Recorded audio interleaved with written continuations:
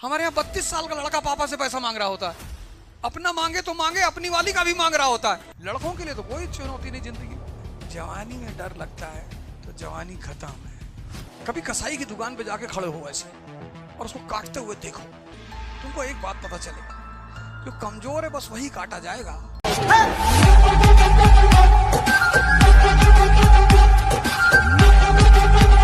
Europe में जैसे बच्चे 16 साल के होते हैं, पेरेंट्स कहते हैं बाहर जाओ कमाओ, तो जब वो 1 साल कमाते हैं तब उन्हें पता चलता है कि पापा का मतलब क्या होता है। फिर वो लौट के आते हैं फादर्स डे मनाने के लिए। और इसीलिए हमारे यहाँ जरूरत नहीं पड़ती ना।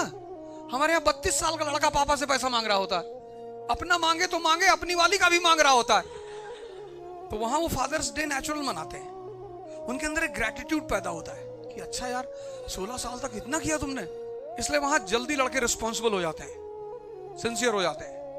आज जो इतना ह्यूमन डेवलपमेंट हुआ है, इसलिए किसी भी सोसाइटी को अगर आगे बढ़ना है, डेवलप करना है, पावरफुल होना है, तो उसको एक चीज पे हमेशा नजर रखनी होगी। किस पे? टेक्नोलॉजी पे। अगर इंसान टेक्नोलॉजी से कटा तो पिछड़ जाएगा वो। ये सब सीखने की चीजें हैं। आज अमेरिका की ताकत क्या है? टेक्नोलॉजी। ये बात चाइना को समझ में आ गई, उसने टेक्नोलॉजी पे काम किया। तो अगर उनके पास B2 फाइटर्स है ना, तो F-35 चाइना के पास भी है। सेम अभी जो ईरान पे बमबारी की, कौन सी 3 साइड पे किया? फर्दो और इराक, नाताज। तो ईरानियंस कह रहे हैं कि वो 400 किलो यूरेनियम तो भैया हमने हटा लिया है, हमारे तो 400 ट्रक निकल गए भर के, अब वहां नहीं है। ट्रम्प कह रहा झूठ बोल रहे हैं ये लोग। बोला नहीं हटा लिया।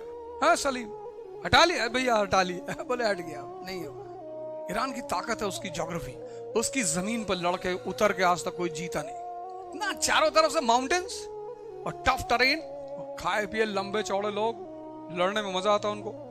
वहां उतर के तुम, कुछ जगह ऐसी जहां तुम उतर के लड़ नहीं सकते। आसमान में रहो, पर फिर भी टेक्नोलॉजी के आगे मार तो खाई जाएंगे। मतलब ऐसा नहीं है बोले हमारे दादा बहुत हिम्मती थे, शेर से लड़ गए, बोले क्या हुआ, बोले चीर फाड़ के खा गया। तो इजराइल को मारना इतनी आसान बात नहीं है। बहुत ताकत है उसके पास, जर्रा जर्रा मिटा देगा इनका, सब खत्म कर देगा। उसकी बात माननी पड़ेगी इनको, कोई ऑप्शन नहीं। उसने सबके न्यूक्लियर प्लांट उड़ा दिए, सीरिया का उड़ा दिया, इराक का उड़ा दिया। जिसने भी न्यूक्लियर प्लांट लगाया उसने तुरंत कहा कि नो, ये क्या है?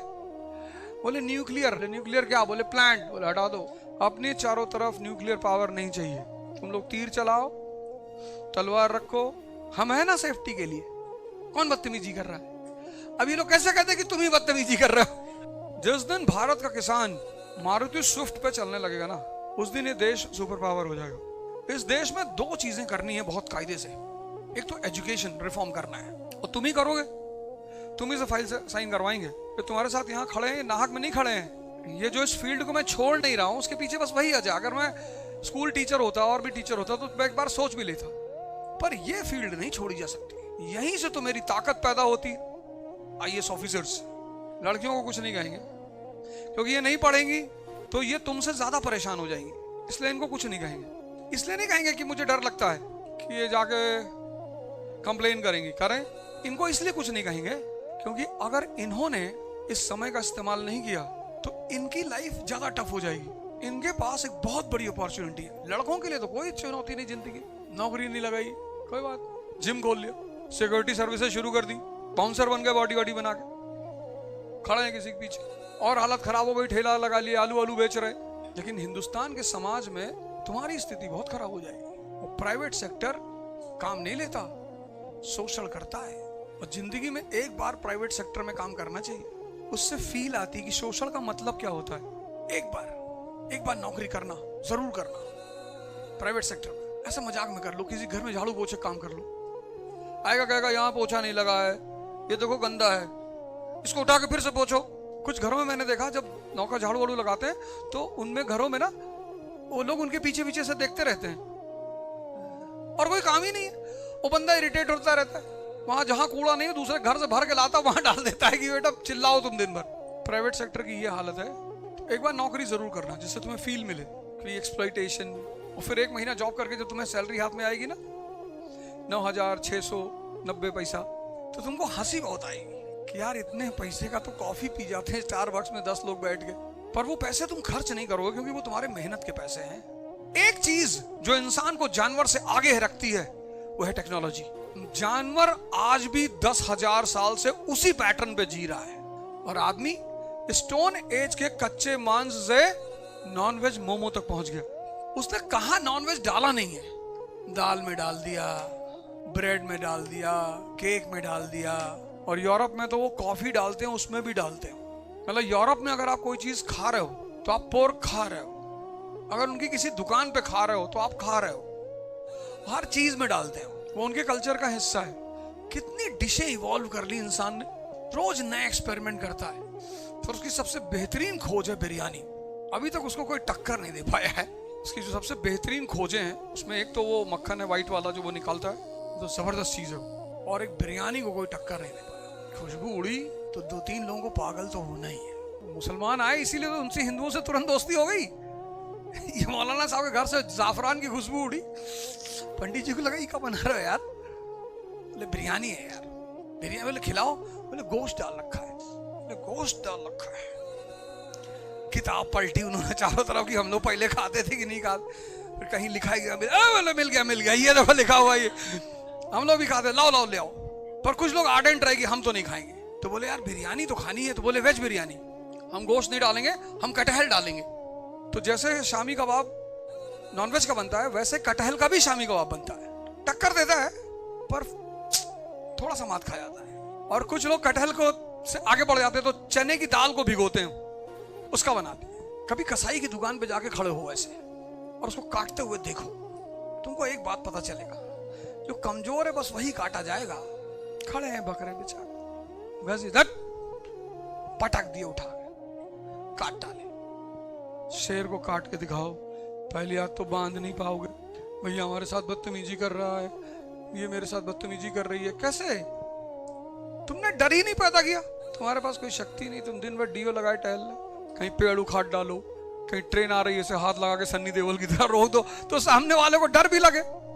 तुम खुद ही बेसन का उपटन लगाए टहल रहे हो दिन भर तो उसको लग रहा है मरा हुआ, ये तो गुलाम बनाने लायक है। तुम कल्पना में चले जाते हो, मैं देखता हूँ, सोचने लगते हो कि अरे यार क्या नाम है तुम्हारा?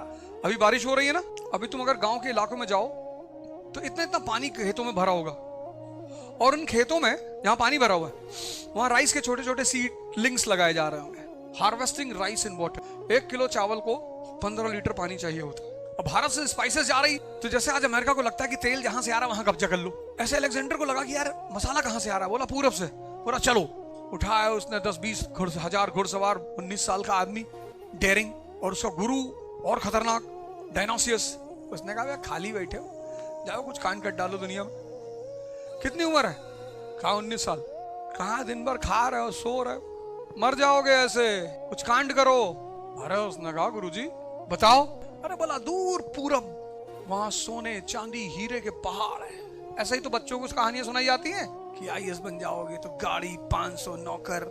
तो अब बच्चे को लगता अच्छा पढ़ना चाहिए यार। डायनोसियस ने उसको बताया, तो उसने कहा अरे एकदम बहादुर आदमी तो था ही वो। जवानी में डर लगता है तो जवानी खत्म है। अब सिकंदर को कौन मेघालय ले जाएगा यार, जिसको खुद तलवार चलानी आती हो, जिसने हजारों लोगों की गर्दनें उतार डाली हो कि मार डालो इसको। तालिबान ने जब कब्जा किया काबुल पे, तो उनका जो एजुकेशन मिनिस्टर था उसने इलेक्ट्रिक स्विच में AK-47 डाल दी, काम नहीं कर रही थी, उसने डाल दिया, इलेक्ट्रिक शॉक से मर गया। पर रहते दुनिया में बड़ी रंगदारी से, लड़ना जानते हैं ना, जो भी इस दुनिया में लड़ना जानता वो रंगदारी से रहेगा, जो नहीं जानता बाबूजी no need to do violence is wrong, you will be punished by God। God तो तुमको बाद में पनिश करेगा, पहले तुम्हारा नरक बना देंगे जिंदगी यहाँ पे। और गॉड तुम्हें फालतू में क्यों पनिश करेगा? भाई तुम्हारा किसी ने कॉलर पकड़ लिया, ठीक है तुमने उसे माफ कर दिया, पर तुम्हारी पत्नी का पकड़ लिया, तुम्हारी बेटी का पकड़ लिया, सॉरी। और क्या कह सकते हैं, यही तो करेंगे, ऊपर देखेंगे, सॉरी यार, मारना पड़ेगा, गुनाह अजीम उसने किया है। मालिक को क्यों इतना कष्ट देना बार बार कि वो फिर अपना कयामत के दिन खाता देखेगा, फिर सजा देगा। उसका काम हम नीचे ही करेंगे ना, इसलिए कहते हैं एक्सरसाइज करो, 2 घंटे बॉडी वॉडी बना के रखो।